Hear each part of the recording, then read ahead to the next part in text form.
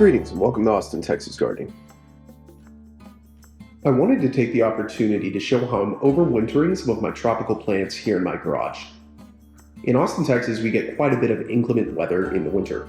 I'm sure at this point everybody's seen the historic winter storm that we had last February, but even just light freezes aren't good for a lot of the plants that I've got here.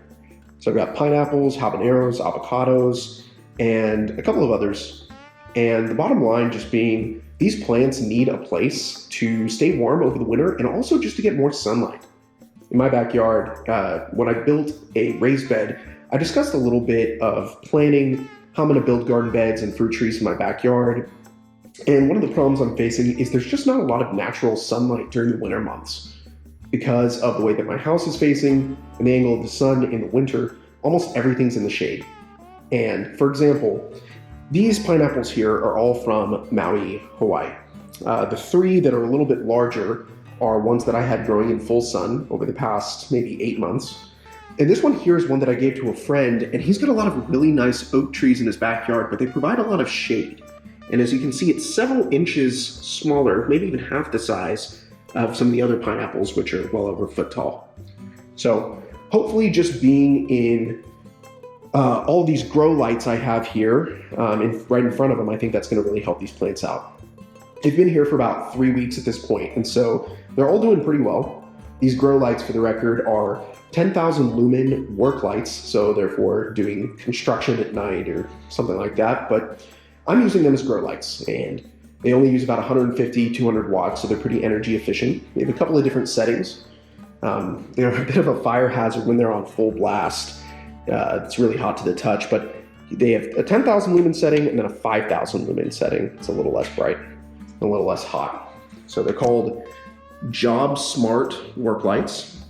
I got these at Tractor Supply. They're about 25 bucks a piece, and they are working great.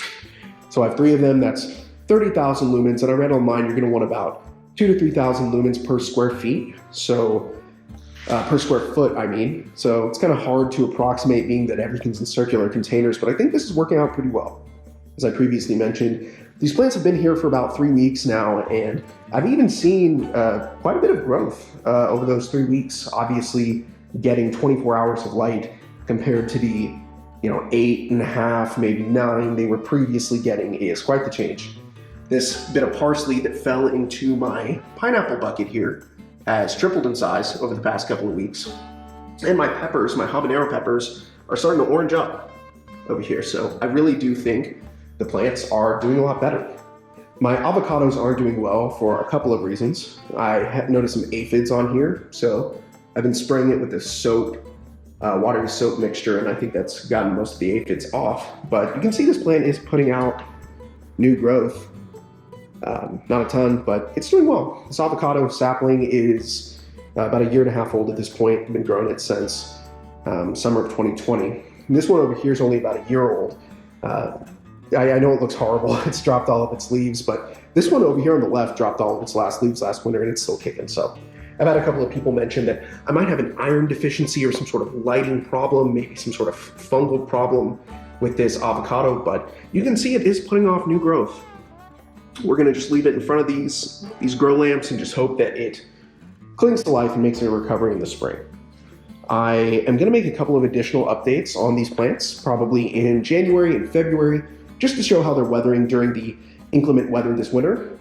In fact, this weekend is the first freeze of the year, so it's just a very light freeze. It's only going to be 32 degrees tonight. But last year, I had gotten a bunch of bubble wrap and burlap, which I just decided not to do this year. I think that there's definitely a space for growing these kind of tropical plants outdoors, but like in ground, I mean.